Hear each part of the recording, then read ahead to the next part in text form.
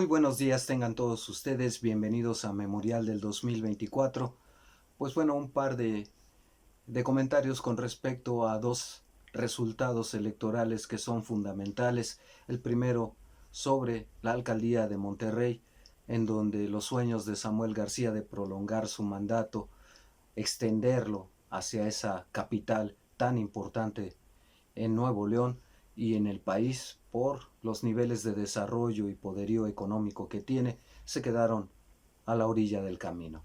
Y por el otro lado también está la Ciudad de México, donde el cártel inmobiliario, si bien conserva algunas alcaldías, el hecho es que Morena recupera otras y Ricardo Monreal recibió la lección de su vida porque no ganó su hija una alcaldía que él mismo, Ricardo Monreal, gobernó, que después le heredó a una de sus incondicionales, que por ahí anda también haciendo desfiguros desde que era alcaldesa y ahora tratando de unirse a Claudio X González y en el partido nuevo que va a formar.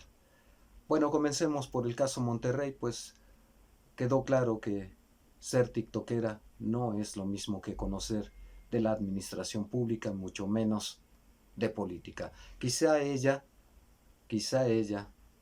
no tenga tantos negativos como su esposo Samuel García, y quizá también lo que incidió en su derrota no ha sido solamente su desconocimiento de la política y un proyecto de gobierno, sino fundamentalmente el hecho de tener como lastre a Samuel García. Ni hablar, las aspiraciones en el caso Monterrey se quedaron truncas. Adrián de la Garza, sobre quien he insistido, al final de cuentas priista, tiene experiencia de haber gobernado ahí, pero es tal el repudio que se siente por Samuel García y todo lo que huela a él, que prefirieron a un priista que regresara nuevamente a gobernar Monterrey a permitirle a Samuel García imponer a su esposa. Enhorabuena para Adrián de la Garza, pero yo les he dicho en más de una ocasión, cuiden en las manos. Y sobre todo, bueno, estén muy pendientes porque se le va a aparecer el diablo a Samuel García, porque, insisto, en puerta, en cuanto termine de desahogarse el proceso electoral, las impugnaciones, se asienten los ánimos y volvamos a la rutina cotidiana, no necesita llegar una nueva legislatura para que lo llamen a juicio político, y entre los principales impulsores está la Fiscalía Anticorrupción, está también la Auditoría del Congreso de Nuevo León, en fin, ¿a quién no tiene en contra Samuel García? Ni hablar, sus aspiraciones para el 2030 por lo menos ahora naufragan. Vamos a ver si tiene la capacidad de reconstruirse y de avanzar. Por lo pronto este revés es la antesala, insisto, de un trago más amargo que le aguarda, porque ahora todas las cosas están dadas para que lo llamen a cuentas y quizá eventualmente impedirle que culmine su mandato en el gobierno de Nuevo León. Falta ver el resto de otras alcaldías allá en Nuevo León como para medir el mapa, pero en el antecedente de que, pues, insisto, nadie quiere a Samuel García, muy probablemente la alianza PRI-PAN-PRD obtenga mayores avances y entonces sí, la lucha por el poder estará desatada. El problema para Samuel, como ya lo había advertido desde el año pasado que se dio este desaguisado en el que se bajó de la contienda, ayudadito por las oposiciones y el Congreso, Samuel García, de la candidatura presidencial, pues ahora le aguarda un panorama todavía peor. Enhorabuena pues para quienes confían en Adrián de la Garza.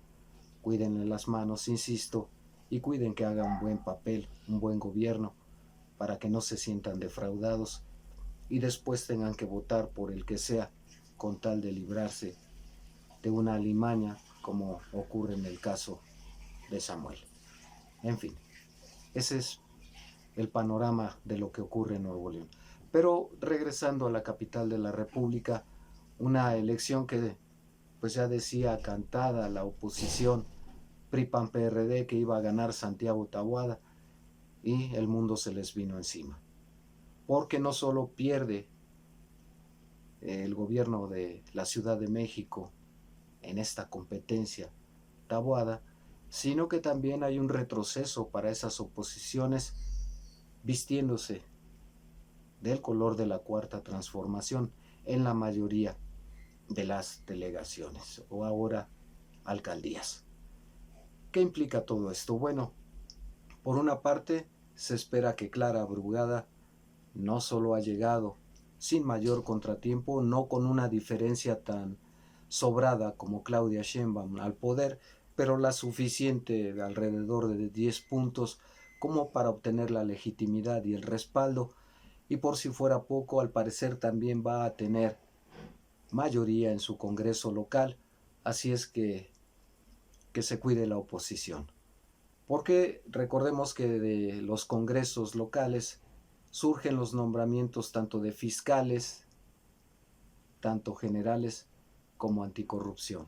Y en los congresos locales están las auditorías que revisan las cuentas a todos. Así es que, pues bueno, tiene un mejor panorama Clara Brugada.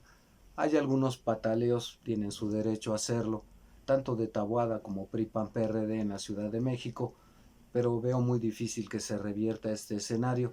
Vamos nada más a confirmar eventualmente con el resultado ya formal y el recuento de las actas si efectivamente también consigue mayoría en su Congreso Clara Brugada. Se trató de hacer ahí también una enorme guerra sucia, incluso partiendo de la enemistad o el distanciamiento entre Clara y Claudia Sheinbaum, y sin embargo no funcionó. Como no funcionaron en lo general todas las mentiras que se dijeron. El hecho es que hay algunos bastiones panistas todavía bien incrustados en alcaldías de la Ciudad de México, son los menos en relación con el resultado que obtuvieron en la elección intermedia de 2021, pero son considerables, no es de despreciarse, les permite, si es que se cuidan bien, no incurren en el descaro de empezar a tratar de lavar sus culpas con los fraudes inmobiliarios, que seguramente van a ser perseguidos, sobre todo cuando ya con un Congreso de mayorías entre Morena y sus aliados en la Ciudad de México, nombre ahora sí a una fiscal de la capital de la República, una fiscal o un fiscal que vaya a fondo en los casos del cártel inmobiliario. No la tiene nada fácil, pero a final de cuentas creo que muchos en la Ciudad de México esperaban esto. Hay bastiones panistas todavía ahí, hay bastiones panistas, pero se redujeron considerablemente. Y esto tiene que llamar la atención, no solo sobre los panistas que falló, y por qué no recuperaron todo en el caso Morena. La Ciudad de México se cuece aparte, porque a pesar de ser en términos generales relativos también algo de izquierda, también hay alcaldías que son netamente de derecha y que incluso más porque simpaticen con el PRI, válgame Dios, con el PAN se las pasan, pero con el PRI en absoluto.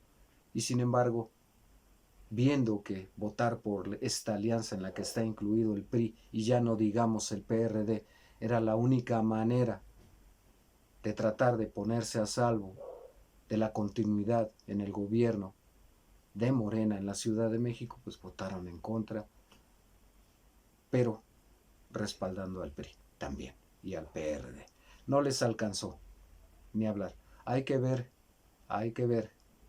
esta guerra que se va a desatar también ahí en la capital de la República, porque así como el Congreso de Nuevo León va a perseguir a Samuel García, aquí van a perseguir a Taboada, compañía, y eventualmente a Jorge Romero, que es el líder de ese cártel inmobiliario, ahora legislador en vísperas de salir, y que va a tomar las riendas de lo que quede del PAN, de lo que le vaya a dejar Marco Cortés, que ese es otro análisis que tenemos pendiente, cómo quedan los partidos y cómo van a reconstruir sus bases, su estrategia, cuando hasta identidad perdieron en esta coalición de agua y aceite que no pintó para muchos. Ni hablar. Bueno, parte de las lecciones que también deja esta elección en la capital de la República es de verdad una que se merecía de hace tiempo Ricardo Monreal. Cuando en 2021 personalmente le dijo el presidente Andrés Manuel López Obrador que cuidara la elección 2021, y como no se arregló en las posiciones que él quería, incluso ayudó a ganar a contrincantes de Morena. Dejó a una de sus pupilas en la alcaldía Cuauhtémoc para mayor referencia, que es de las más importantes porque es la que controla y es sede de los tres poderes. Está Palacio Nacional, está la Corte a unos pasos y el Congreso de la Unión a 1,5 kilómetros, cuando mucho, 2. Así es que ya se darán una idea, es el centro de la capital de la República, el centro histórico, y tiene un peso relevante.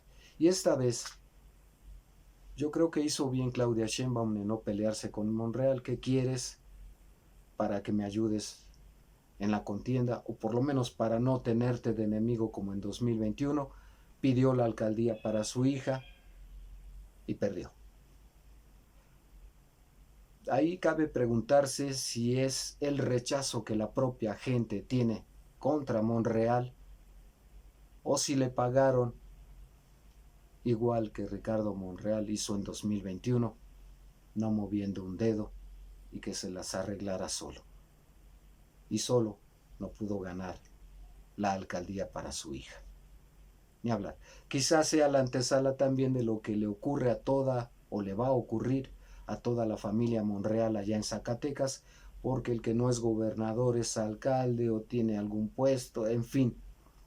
La familia Monreal domina Zacatecas, que para variar también es un desastre en materia de inseguridad. Se la cobró el tiempo, se la cobró Claudia, se la cobró la soberbia del propio Monreal. El resultado es el mismo. No ganó. ¿Qué le toca ahora? Bueno, seguramente irá, tal vez repita en el Senado. No recuerdo qué posición negoció, porque todos tenían un lugar. Los que compitieron por la presidencia de la República tenían un lugar, ya sea en el gabinete o en el Congreso de la Unión, en cualquiera de las dos cámaras. ¿Cuál le va a tocar a Monreal? Pero muy acotado, ya disminuido en pleno ocaso. Hay que ver de qué está hecho para ver cómo se reconstruye, porque yo dudo mucho que recupere la confianza, ya no digamos de Claudia Sheinbaum, de Morena en sí mismo. Lecciones, y estas elecciones están poniendo a cada quien en su lugar, a las oposiciones, a los que dentro de Morena jugaron tramposamente en 2021 como Monreal, y a los que hay que llamar a cuentas como los dueños del cártel inmobiliario. En el caso de Jorge Romero, pues la investidura de líder nacional del PAN, pues vamos a ver si se atreve Morena a llamarlo a cuentas como líder del cártel inmobiliario, que no estaría nada mal, al margen de la posición que ocupe, porque como ellos mismos dicen, la ley es la ley, y hay que ver si se la aplican. Vamos a seguir analizando las consecuencias de esta elección 2024. Queda mucha tela de dónde cortar, hay muchas implicaciones, así es que pues sigan con nosotros, vamos a seguir escudriñando lo que nos aguarda. Hasta aquí por ahora, comentarios, críticas, sugerencias son bienvenidas. Denos un like, suscríbanse, cuídense mucho. Hasta pronto.